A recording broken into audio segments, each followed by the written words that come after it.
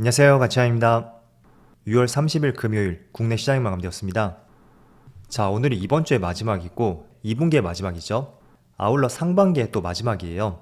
그래서 의미가 깊은 하루라고 생각이 되는데 다행히도 모처럼 코스피 코스닥의 반등이 나왔습니다. 코스피는 0.56%의 상승이 나왔고 개장과 동시에는 굉장히 좋지 않았었거든요. 그래서 오늘도 빠지나? 이런 생각이 들었었는데 다행히도 돌려 세우는 모습이 나왔고 모처럼 빨간불로 마무리되었습니다. 그리고 코스닥은 코스닥도 동일한 흐름이 나왔어요. 오전장이나 좋지 않았다면 계속 돌려 세우는 모습이 나왔었고 결국 0.75%의 상승으로 마감이 되었습니다. 그래서 아마 저점에서 이어본다면 1%가 넘게 올랐을 거예요. 그래서 모처럼 다행이었던 흐름이라고 생각이 되고 다음 주에 출발도 긍정적인 흐름이 나올 수 있기를 같이 한번 기대를 해봐요. 그리고 코스피 상위족들을 보면 오늘은 반도체 관련주가 조금은 부진했습니다. 전날 마이크론 테크놀로지의 급락도 있었고 반도체 지수의 약세 흐름도 나왔었고 아무튼 오늘은 반도체가 조금은 쉬어갔었다면 며칠 동안 조금만 약세 흐름이 나왔었던 2차전지 관련주 이쪽이 오늘 오랜만에 좋은 흐름이 나왔어요. 그리고 자동차 관련주가 무엇보다 좋은 흐름이 나왔었고 전반적으로 오늘 시장은 그렇게 나쁘진 않았습니다. 또 코스닥도 모처럼 에코프로 그룹주의 상승이 나왔고 2차전지 소재 기업들 LNF라든지 에코프로비엠 모두 좋은 흐름이 나왔었네요. 그래도 코스피의 수급을 보면 오늘 4거래일 만에 상승이 나왔지만 외국인은 여전히 순매도가 나오고 있고요. 기관만 나홀로 순매수가 들어왔습니다. 그리고 코스닥은 오늘 별다른 움직임이 없었네요. 그리고 삼성전자 코스피 전체는 외국인의 순매도가 이어지고 있지만 오늘도 이 종목은 외국인의 순매수가 들어왔고 7거래일 연속 순매수가 들어왔었죠. 그래서 전체 한 달 동안을 보더라도 이번 달 전체 거래일 중에서 단 4번만 외국인의 순매도가 나왔습니다. 그래서 이런 수급이 다음 7월달에도 이어지는지 같이 한번 지켜보도록 해요. 그리고 SK하이닉스 그런데 상대적으로 하이닉스는 외국인의 수급이 그렇게 좋지는 않습니다. 그래서 조금은 결이 다른 움직임이 나오고 있다고 생각이 되고 그렇지만 기관의 수급은 꾸준히 들어오고 있는 만큼 여기도 마찬가지로 다음 달에 기관의 수급이 꾸준히 들어오는지 그리고 외국인의 매수 패턴이 바뀌는지 그런 것도 한번 같이 지켜보세요. 그리고 삼성은 SDI 오늘 모처럼 반등이 나왔지만 외국인의 수급은 여전히 좋지 않아요. 오늘까지 9거래일 연속 순매도가 나오고 있고 에너지솔루션도 마찬가지로 외국인의 순매도가 계속 이어지고 있습니다. 기관도 마찬가지죠. 그리고 현대차는 이 종목도 삼성전자와 마찬가지로 외국인의 꾸준한 순매수가 들어오고 있거든요. 그리고 최근 들어 연기금도 계속 매수세를 받쳐주고 있죠. 그럼 주체별 매매 동향에 대해서 살펴보도록 하겠습니다. 6월 30일 외국인이 가장 많이 매수한 종목은 삼성전자, 에코프로, 기아, SK하이테크놀로지, 현대인프라코어 이렇게 각각 상위 종목이 올렸고 그리고 기관은 삼성 SDI, 두산마켓, 기아, SK하이닉스, 현대모비스 이런 순서대로 매수를 했었네요. 이어서 해외 증시를 볼게요. 전날에 미국 증시도 조금은 양호하게 마무리되었어요. 나스닥이 전날과 동일하게 마감이 되었고 S&P 500은 0.45%의 상승이 나오면서 확실히 추세가 돌아선 모습이 나오고 있습니다. 그리고 다우지수는 0.8%의 강한 상승과 함께 어제는 다우지수의 흐름이 가장 좋았던 것 같습니다. 그리고 반도체 지수를 보면 반도체는 조금 쉬어갔었죠. 그리고 추가적으로 일본 니케이는 소폭의 약세 흐름이 나오고 있고 대만도 조금은 약세 흐름이 나오고 있네요. 반대로 중국 증시가 0.8%의 상승이 나오면서 조금은 결이 다른 움직임이 나오고 있습니다. 일단은 코스피가 지금 촬영 시점이 2시쯤 되었거든요. 다행히도 2540포인트에서 반등이 나오고 있어요. 일단은 지금 2550포인트 시장 흐름을 볼 때 절대적으로 걱정을 할 수 있는 그런 위치는 아니라고 말씀드렸어요. 그래서 오히려 지금 위치에서는 떨어질 수 있는 그 폭보다도 올라갈 수 있는 폭 저는 그게 훨씬 높다고 생각이 되고 그 근거에 대해서는 제가 꾸준히 말씀드렸습니다. 그래서 종합주가지수의 RSI 지표 이거 한번 꼭 관찰해 보세요. 그리고 오늘 시장에서 조금은 특이한 점이 있었다면 자동차 관련주의 강세 흐름이 나오고 있습니다. 일단은 기아가 3% 가까운 상승이 나오고 있고요. 또 현대차도 1.2%의 좋은 움직임이 나오고 있어요. 그리고 최근의 추세를 보면 60일선을 타고 올라가면서 다시 정배열로 돌려 세웠죠. 그리고 기아도 비슷한 흐름이 나오고 있어요. 자, 일단은 최근에 자동차 관련주가 좋은 흐름이 나오는 것은 실적에 대한 기대감이 한몫을 하고 있습니다.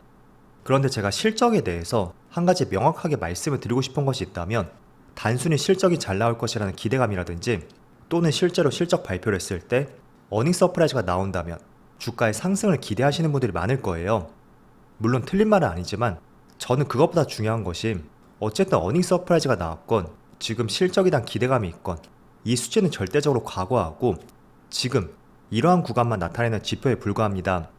그래서 여러분들이 초점을 맞춰야 되는 것은 아무리 실적에 대한 기대감이 있다고 해도 이게 3분기, 나아가서는 4분기 계속 성장이 이어질 수가 있는지 그런 부분에 포커스를 맞춰야 돼요. 그래서 지난 2년 전에도 보면 자, 삼성전자의 실적 22년 초로 가볼게요. 이 당시에도 실적이 굉장히 어닝 서프라이즈가 나왔지만 그 당시로 하여금 주가는 대려 급락이 나왔습니다. 자, 결국은 지금의 실적은 서프라이즈가 나왔지만 다음 분기 그리고 다다음 분기 그에 대한 실적이 지금보다는 높지 않을 것이라는 전망이 되었기 때문에 오히려 주가는 빠졌다고 이해를 해보시고요. 그런 관점에서 본다면 이러한 비유가 적절할지 모르겠지만 성장기에 있는 청소년들, 주식도 성장기에 속한 청소년들, 그런 종목들을 발굴하고 지금의 실적이 더 탄력을 받아서 하반기에 뻗어 나갈 수가 있는지 필히 그런 부분을 점검해 보셔야 돼요.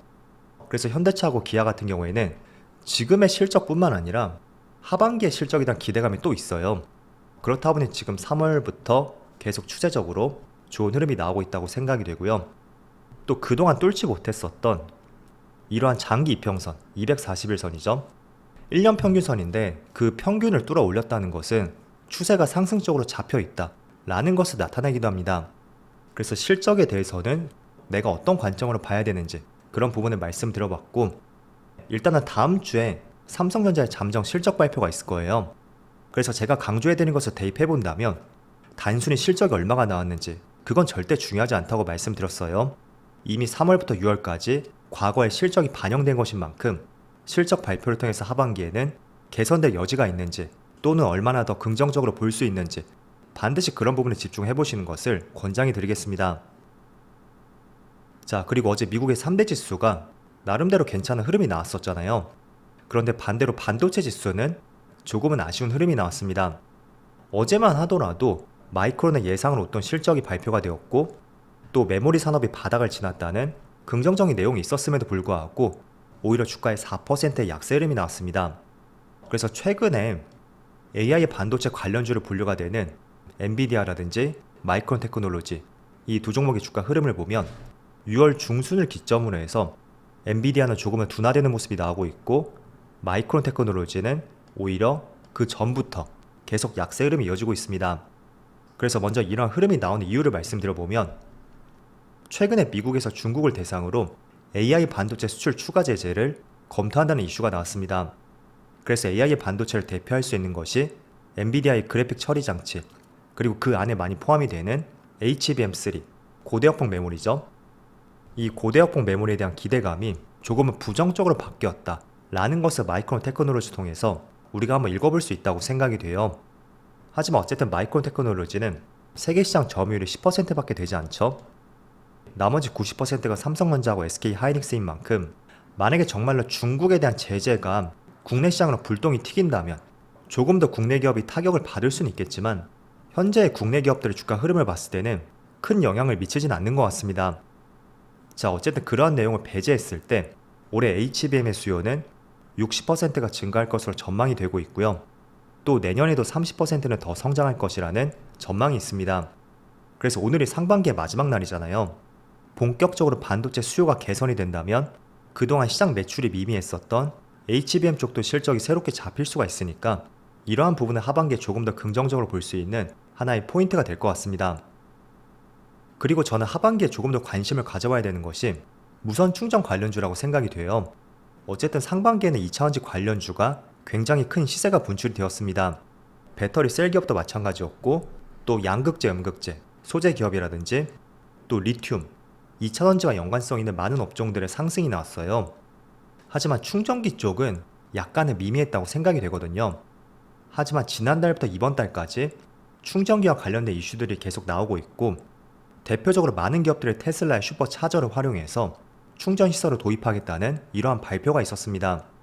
그리고 국내에서도 법을 개정한다는 소식이 있었고, 또 어제 나온 기사를 보면 정부에서 2030년까지 충전기를 5배 이상 늘리겠다는 기대감을 가져볼 수 있는 발표를 했었잖아요.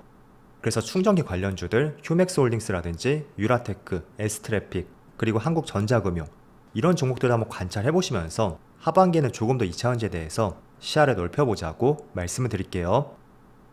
자, 어쨌든 상반기가 이렇게 끝이 났어요. 다행히도 올해 상반기는 그래도 추세적으로 상승이 나왔던 흐름이었습니다. 하지만 여기서 그치지 않고 하반기에는 부진한 업황의 개선과 함께 많은 종목들의 연속적인 상승이 나올 수 있기를 같이 한번 기대를 해보면서 오늘 영상 마치도록 하겠습니다. 자, 그럼 주말 잘 보내시고요. 저는 다음 주 월요일 영상에서 다시 찾아뵙도록 하겠습니다. 감사합니다.